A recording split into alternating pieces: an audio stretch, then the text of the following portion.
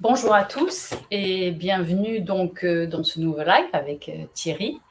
Donc on est de retour de la période estivale. On espère que vous avez passé de bonnes vacances.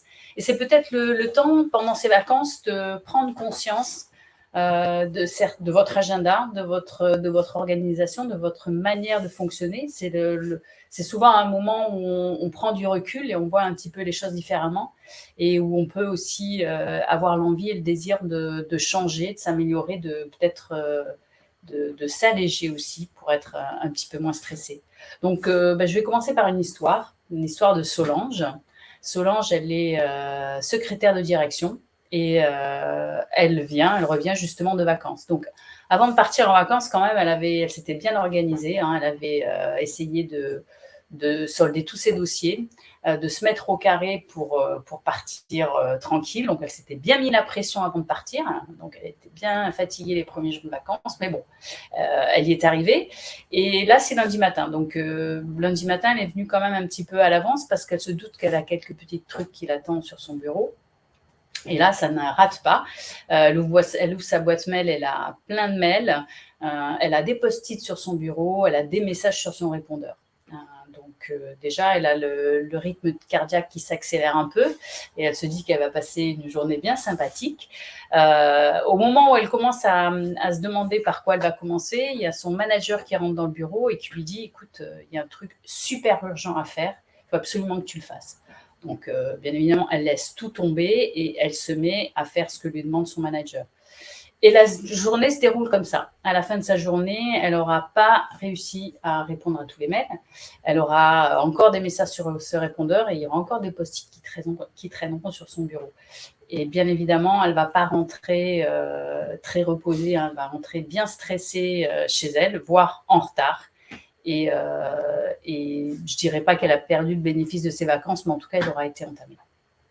Et du coup, Thierry, Solange, qu'est-ce qu'elle aurait pu faire pour, sinon éviter ça, en tout cas, peut-être mieux le gérer?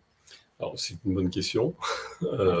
Avant de te répondre, je voudrais juste faire une petite parenthèse. Ça fait des années maintenant qu'on propose des formations à la gestion du stress, à la gestion du temps et des priorités. Et on en profite à chaque fois pour collecter, faire une petite enquête, un hit parade interne, tu le sais, des causes de stress professionnel. Voilà, donc il y a quand même quelques centaines de réponses maintenant. Et ce qui est intéressant, c'est que la première cause, ce qui ressort dans la première cause, ex aequo avec une autre quand même, du stress professionnel, c'est un emploi du temps surchargé. Ce qui vient avec, c'est les conflits. Mais n'empêche que cet emploi du temps qu'on vit tous aujourd'hui, cette accélération qu'on vit tous, c'est la première cause, sinon une des premières causes du stress et du mal-être professionnel. Donc c'est quand même important d'en parler. Donc le cas de Solange, il n'est pas isolé, malheureusement. C'est pour ça qu'on en parle. Alors, pour répondre à ta question, qu'est-ce qu'elle aurait pu faire, je ne sais pas. Peut-être déjà, tu as bien décrit son départ en vacances dans le stress, à mort. Donc, je pense que ça a bien perturbé ses premiers jours de vacances. Peut-être que plutôt que la veille ou les quelques jours avant de partir, plutôt que d'essayer d'en faire le maximum et de se mettre la pression pour en faire le maximum, il aurait peut-être au contraire fallu qu'elle ralentisse un peu et surtout qu'elle organise son absence.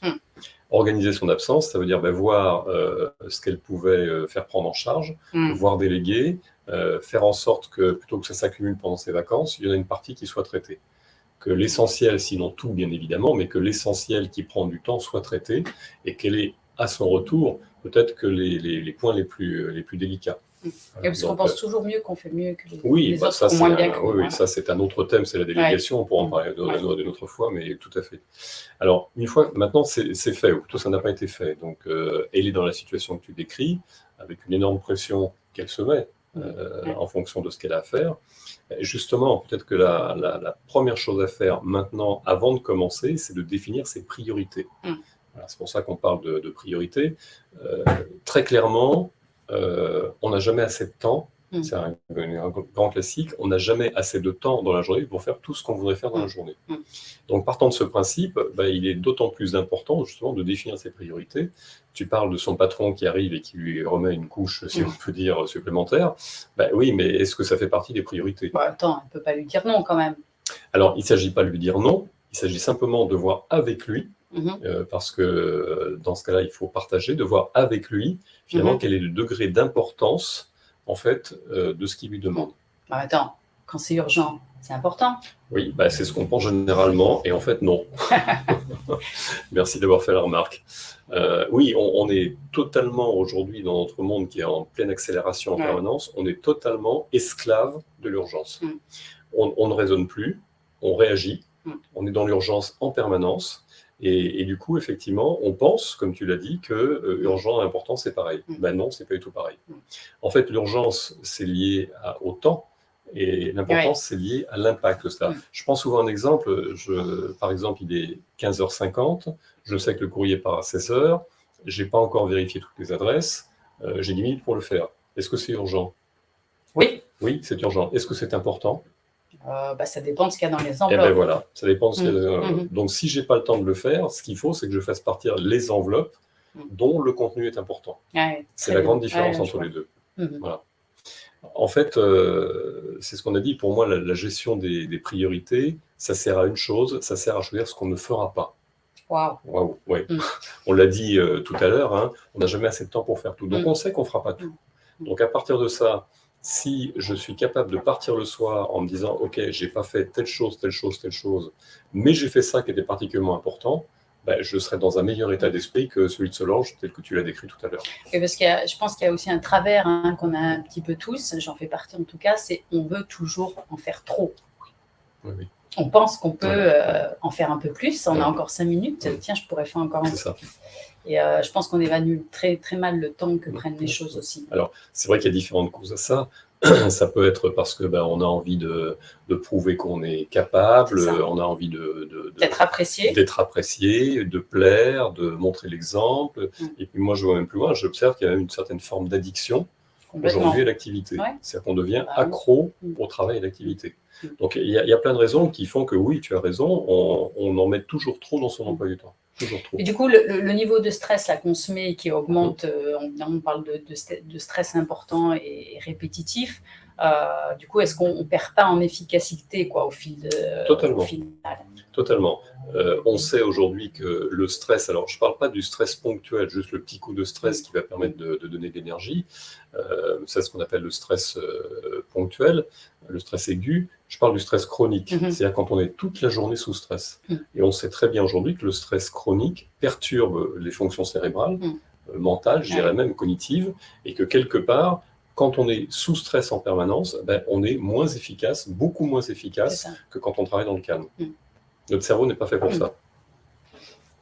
Alors, après, c'est bien joli de dire tout ça. Qu'est-ce qu'on peut faire? Voilà, c'est ça. Comment on s'y prend? Alors, il y a différentes choses. Déjà, effectivement, on l'a vu, la première des choses, c'est de définir ses priorités. Alors, par contre, une remarque, pour définir ses priorités, il ne faut pas sauter sur la première demande, sur la première tâche directement. Quand quelque chose de nouveau arrive, il faut justement prendre du recul et réfléchir. Voilà, donc il faut réfléchir avant d'agir. Il faut aussi, une fois qu'on a choisi ses priorités, faire un autre point qui n'est pas forcément évident pour tout le monde, c'est savoir refuser. Oui, ça, c'est pas facile. Le dire non. Voilà, le dire non. Et là aussi, on a tendance à répondre du tac au tac. Absolument. C'est-à-dire qu'on a tendance à se dire, j'ai une demande qui m'est faite, oui. Puis une fois que j'ai dit oui, je réfléchis, trop tard. Je réfléchis et là, je me rends compte de ce que ça va impacter pour moi, mais c'est trop tard. Une fois que je dis oui, c'est trop tard. Au pire, on peut dire, je vais réfléchir. Voilà. Et surtout, être capable de refuser pour de bonnes raisons, ça, on l'apprend aussi. Mais on ne peut le faire que si on a réfléchi avant. C'est savoir refuser, en fait.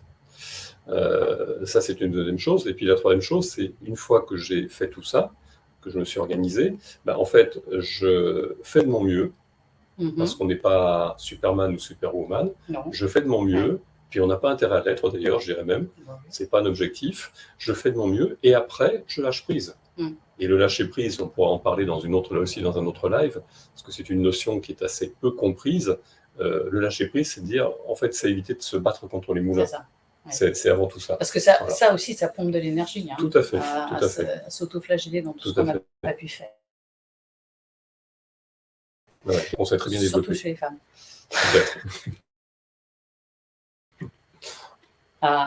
Voilà, donc en fait, moi je dirais la règle dans tout ça, c'est avant tout le leitmotiv, c'est avant tout savoir s'organiser pour gérer son emploi du temps, pour gérer ses tâches, plutôt que de subir et de réagir. Hein, on est toujours en train de subir le temps, de subir l'emploi du temps, alors que si on apprenait à le gérer, on pourrait effectivement le vivre dans de bonnes conditions, tout en étant finalement plus efficace. De toute façon, au final, ça en revient à prendre son temps, prendre du temps pour réfléchir, pour penser à tout ça. C'est ça. Et le temps de formation, ça peut être un temps pour faire ça. Le temps des vacances, c'est un moment aussi où on peut prendre conscience de choses comme ça.